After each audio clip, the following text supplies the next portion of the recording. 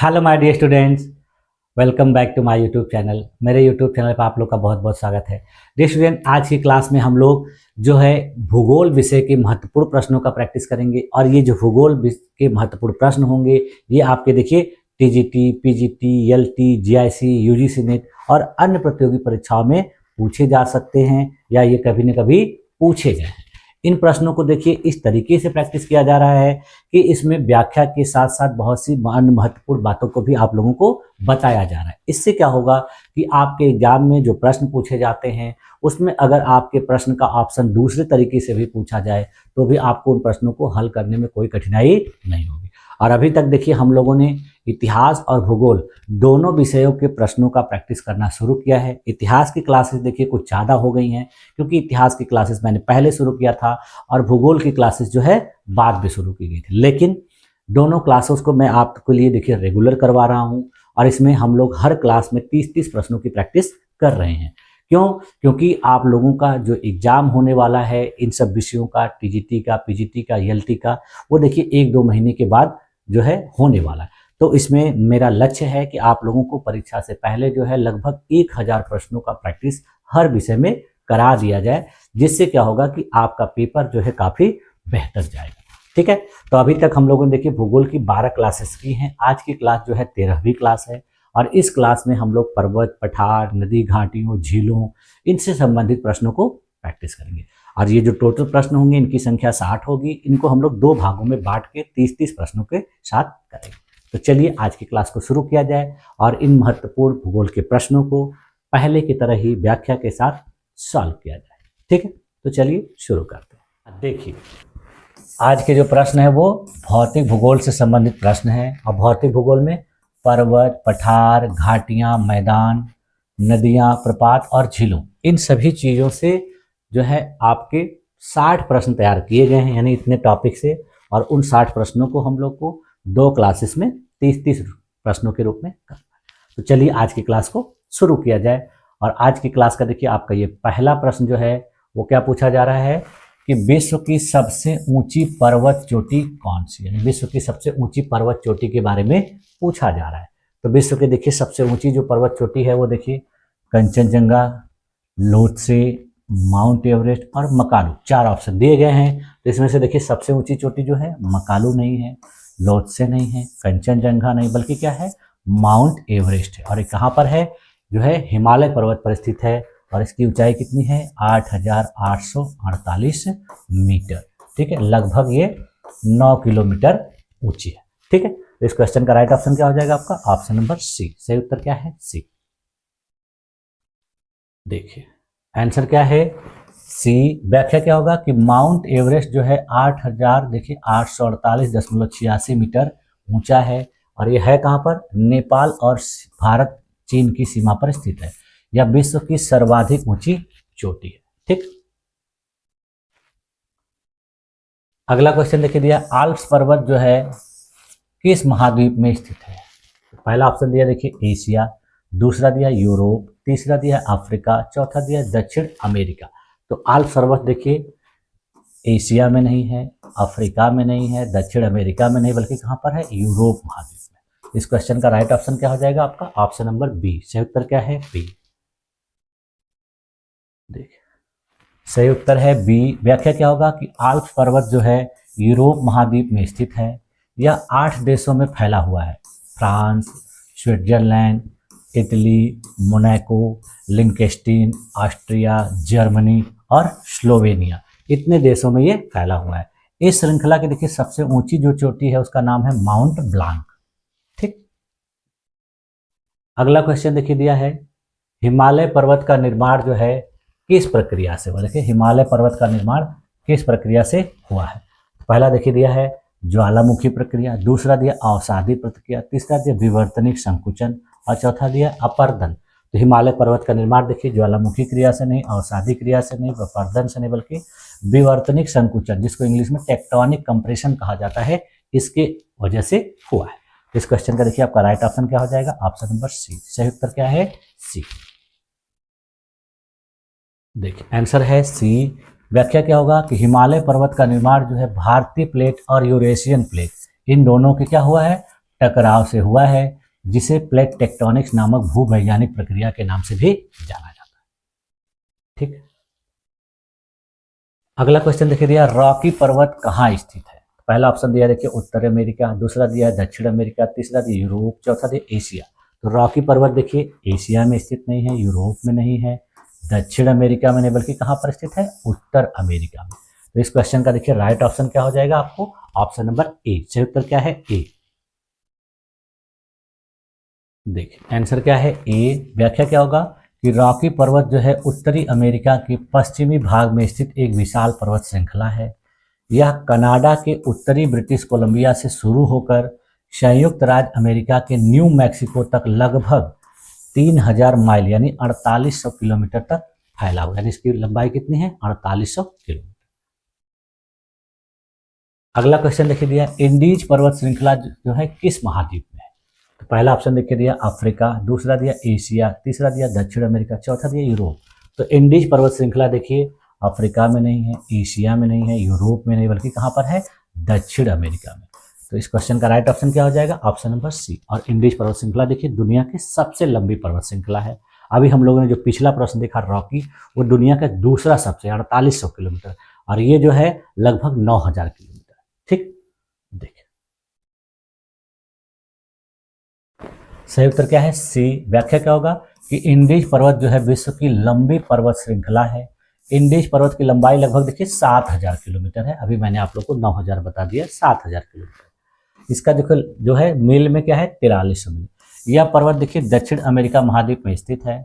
इस पर्वत श्रृंखला को देखिए दक्षिण अमेरिका के पश्चिमी तट पर उत्तर से दक्षिण की ओर फैला हुआ देखा जाता है, और यह 7 देशों से होकर गुजरती है, जिसमें देखिए Colombia, Ecuador, Peru, Bolivia, Chile, Argentina और वेनेजुएला। यानी इसके पास कितने देश हैं, 7 देश।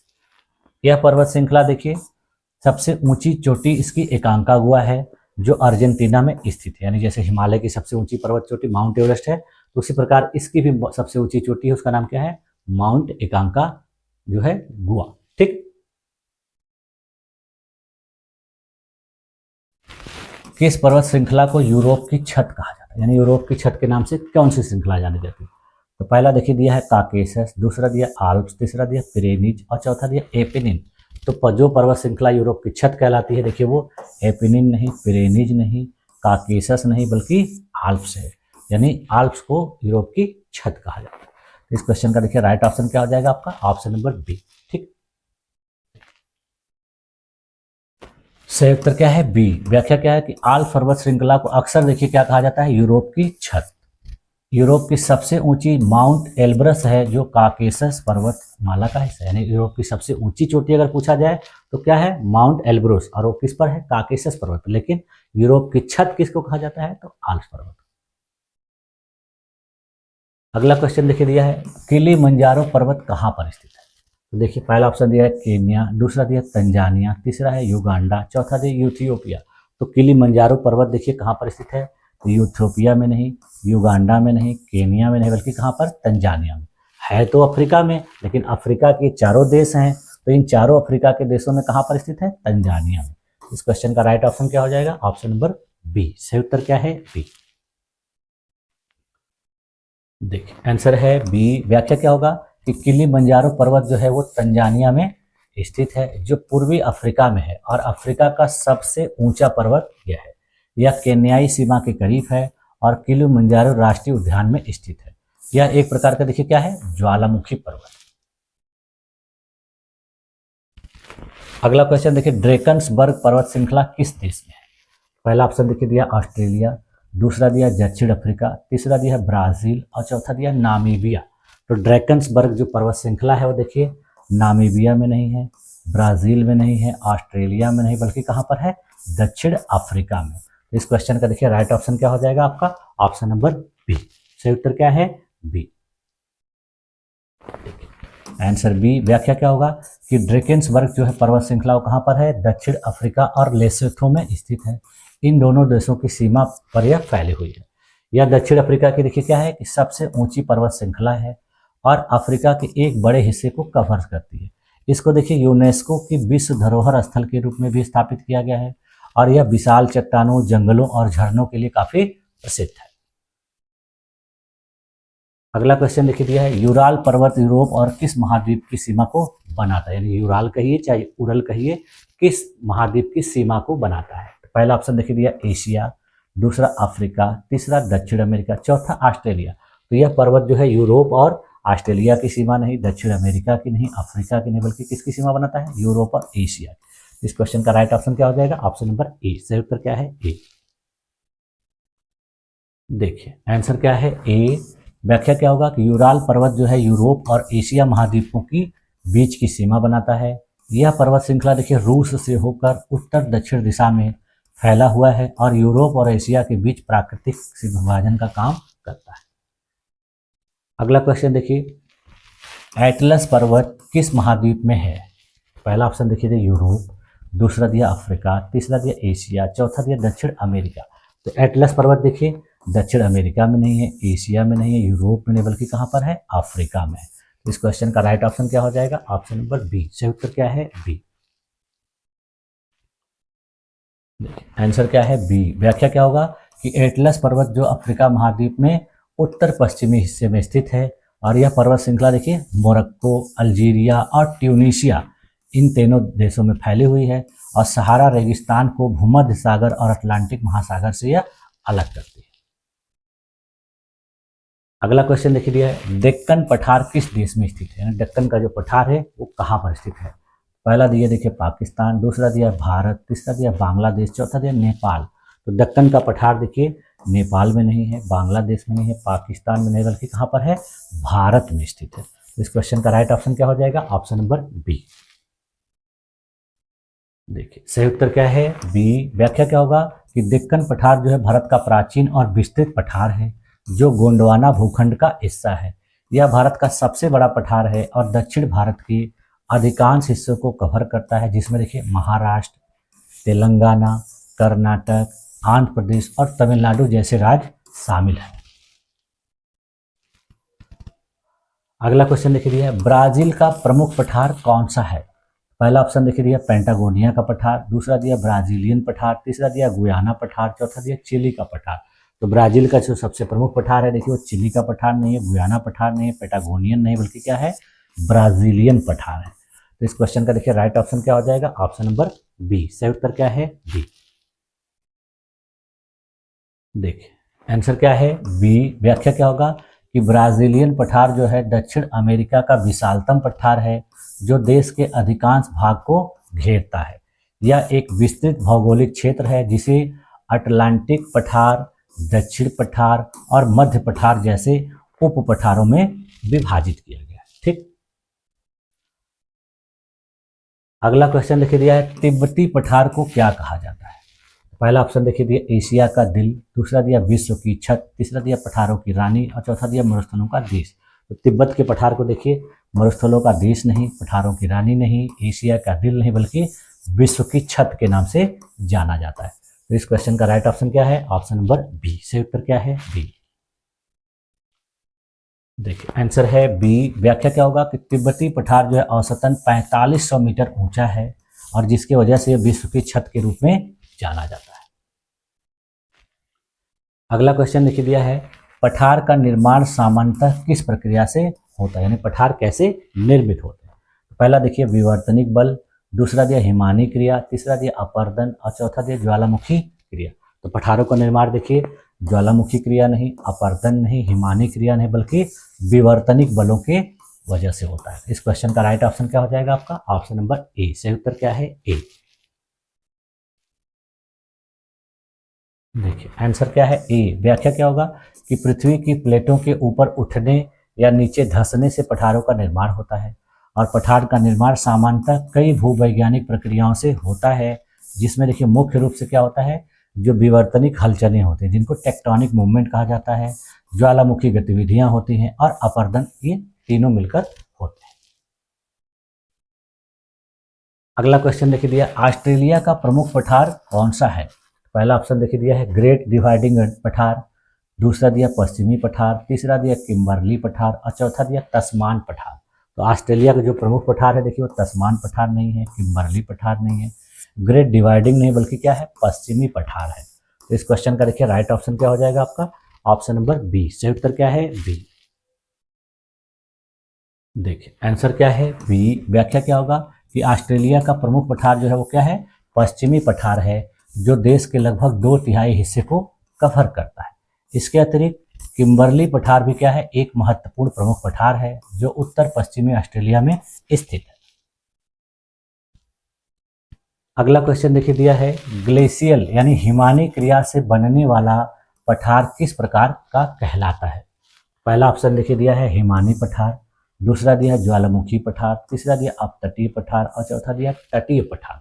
तो ग्लेशियल या हिमानी क्रिया से बनने वाला जो पठार है वो देखिए तटीय पठार नहीं, अपतटीय पठार नहीं, ज्वालामुखी पठार नहीं, बल्कि कौन सा पठार कहलाता है, हिमानी पठार।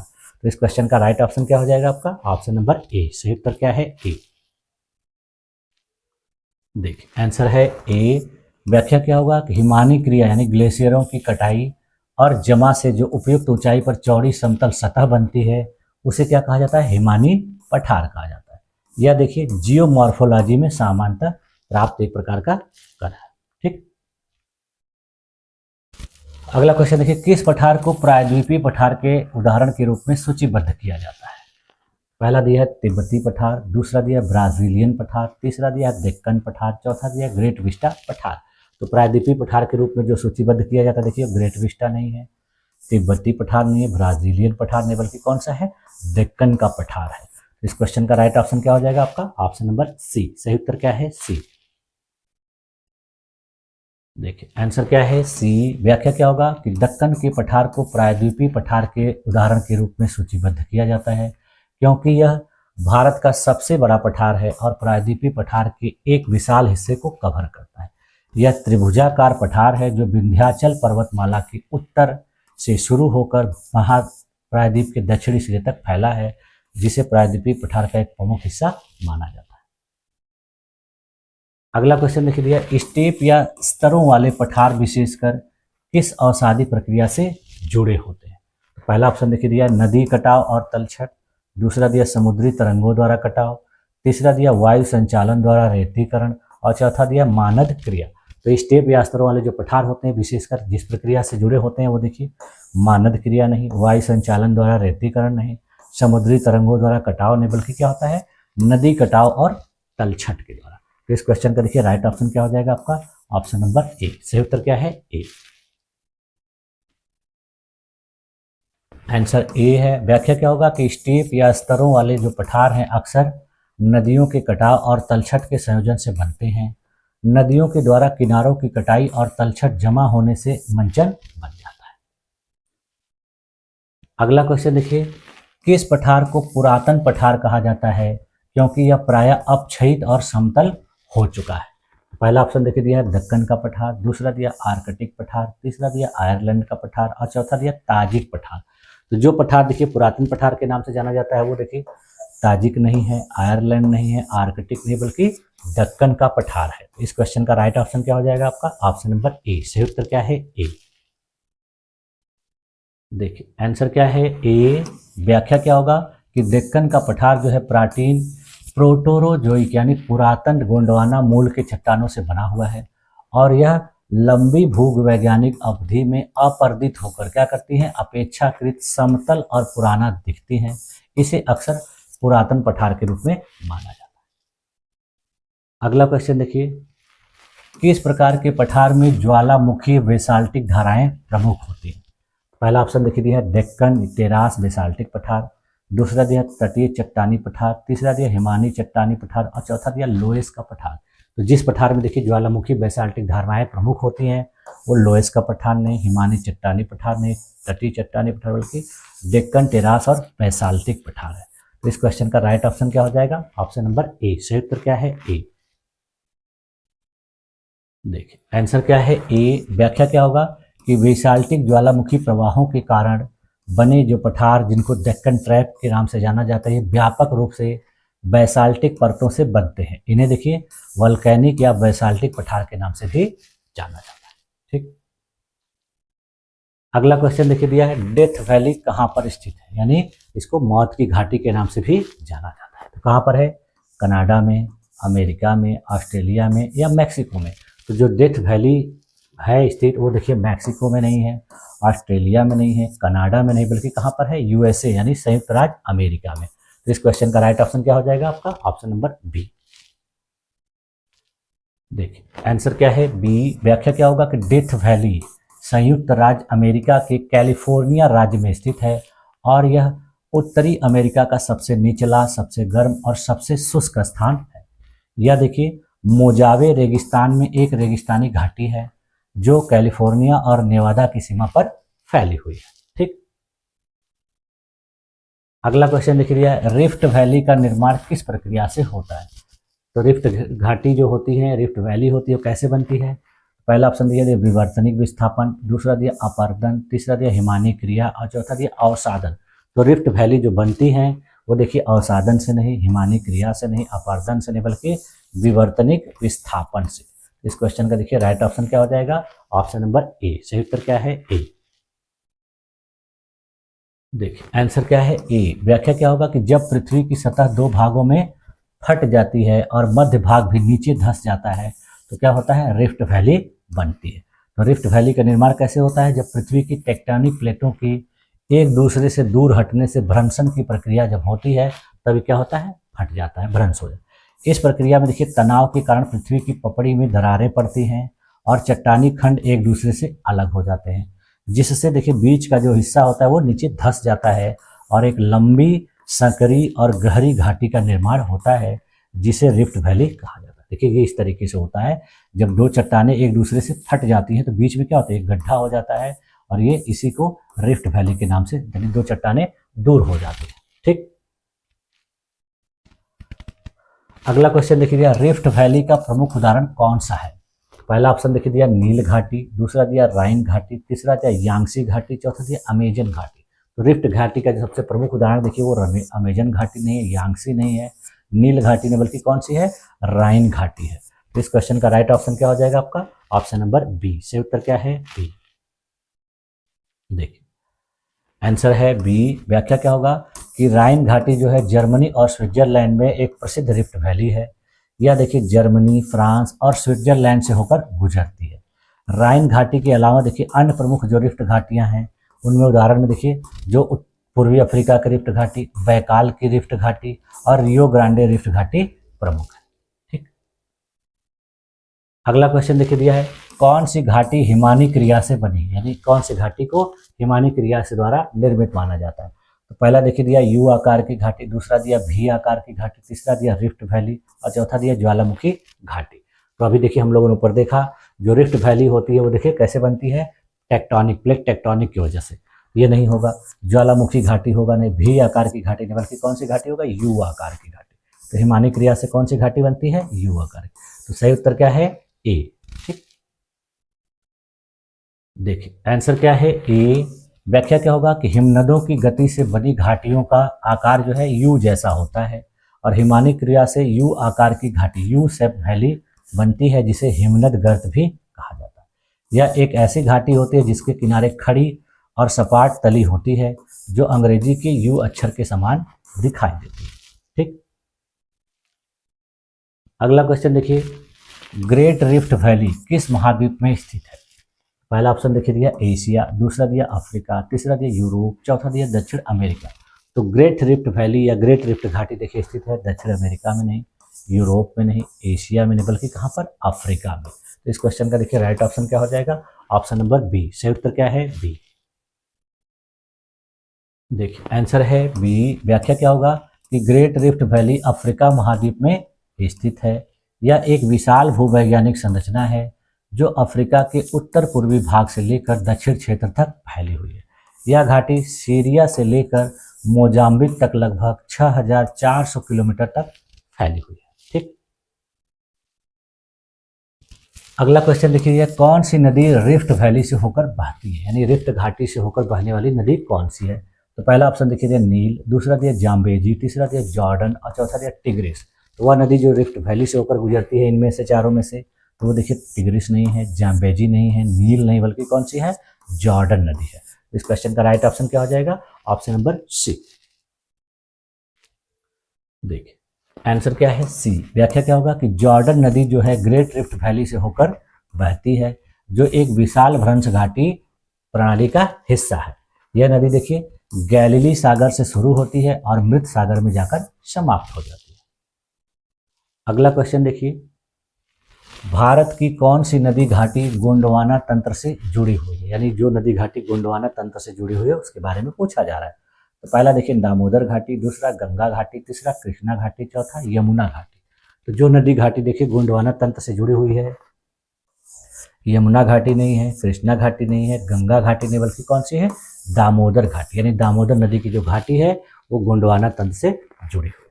इस क्वेश्चन का देखिए राइट ऑप्शन क्या हो जाएगा आपका, ऑप्शन नंबर ए। देखिए सही उत्तर क्या है ए। व्याख्या क्या होगा कि भारत की कई नदी घाटियां गोंडवाना तंत्र से जुड़ी हुई हैं, जिनमें प्रमुख रूप से देखिए दामोदर नदी घाटी, सोन नदी घाटी, महानदी घाटी, गोदावरी और वेनगंगा घाटी जो है इससे जुड़ी हुई है। अगला क्वेश्चन देखिए दिया है वैली ऑफ फ्लावर्स यानी फूलों की घाटी कहाँ पर स्थित है। तो पहला देखिए दिया नेपाल, दूसरा दिया भारत, तीसरा दिया भूटान, चौथा दिया चीन। तो फूलों की घाटी देखिए वो चीन में नहीं है, भूटान में नहीं है, नेपाल में नहीं, बल्कि कहाँ पर है, भारत में। भारत में कहाँ पर है, उत्तराखंड राज्य में।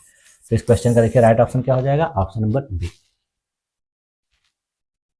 देखिए आंसर क्या है बी। व्याख्या क्या होगा कि वैली ऑफ फ्लावर्स कहाँ है, वो भारत के उत्तराखंड राज्य में स्थित है।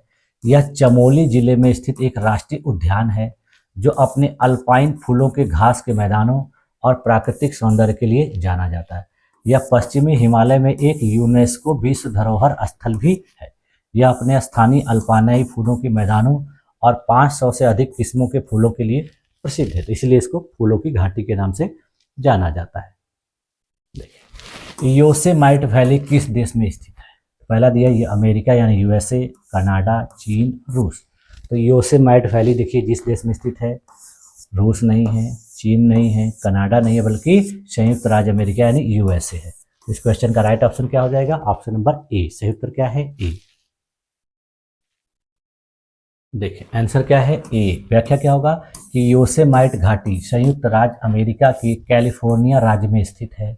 यह मध्य कैलिफोर्निया में सियरा नेवादा पर्वतमाला में स्थित एक हिमनद घाटी है जो हिमानी अपर्दन से बनी हुई है। योसेमाइट देखिए राष्ट्रीय उद्यान का एक महत्वपूर्ण हिस्सा है। अगला क्वेश्चन देखिए, अगला क्वेश्चन यानी 30वां प्रश्न और आज की क्लास का लास्ट प्रश्न। इसके बाद के जो बाकी के बचे 30 प्रश्न हम लोग अगली क्लास में उसको करें। तो देखिए इसमें पूछा जा रहा है कौन सी घाटी हिमालय में प्रसिद्ध तीर्थ स्थल का केंद्र है, यानी कौन सी घाटी जो है हिमालय में प्रसिद्ध तीर्थ स्थल के रूप में जानी जाती है। तो पहला देखिए दिया कश्मीर घाटी, दूसरा दिया मानसरोवर घाटी, तीसरा दिया अलकनंदा घाटी और चौथा दिया केदार घाटी। तो वह घाटी जो देखिए हिमालय में काफ़ी प्रसिद्ध है वो देखिए कश्मीर घाटी, मानसरोवर घाटी, अलकनंदा घाटी नहीं, बल्कि कौन सी है, केदार घाटी। यहाँ पर केदारनाथ मंदिर स्थित है। ठीक है, तो इस क्वेश्चन का राइट ऑप्शन क्या हो जाएगा आपका, ऑप्शन नंबर डी। सही उत्तर क्या है डी। देखिए सही उत्तर क्या है डी। व्याख्या क्या होगा कि केदारनाथ क्षेत्र की जो केदार घाटी है वो उत्तराखंड में प्रसिद्ध एक धार्मिक घाटी है। ठीक है, तो इस तरीके से देखिए आज की क्लास में हम लोगों ने 30 महत्वपूर्ण प्रश्नों का बेहतर तरीके से व्याख्या के साथ प्रैक्टिस किया और उसमें आने वाले जो महत्वपूर्ण पॉइंट थे, बिंदु थे, फैक्ट थे, उनको भी इसके साथ साथ देखा। ठीक है, तो मुझे उम्मीद है कि आप लोगों की सारी चीज़ें अच्छी तरीके से समझ में आ गई होंगी। अगर आप लोगों को किसी भी प्रकार की त्रुटि नज़र आती है ऑप्शन में या किसी भी प्रश्न में, तो आप उसे कमेंट कर सकते हैं, मैं उसमें सुधार करने का पूरा प्रयास करूँगा। ठीक है, तो आप लोगों ने मेरी इस क्लास में अपने आप को इतनी देर तक इतनी धैर्यपूर्वक बनाए रखा, इसके लिए आप लोग का बहुत बहुत धन्यवाद। मिलते हैं नेक्स्ट क्लास में, तब तक के लिए थैंक यू।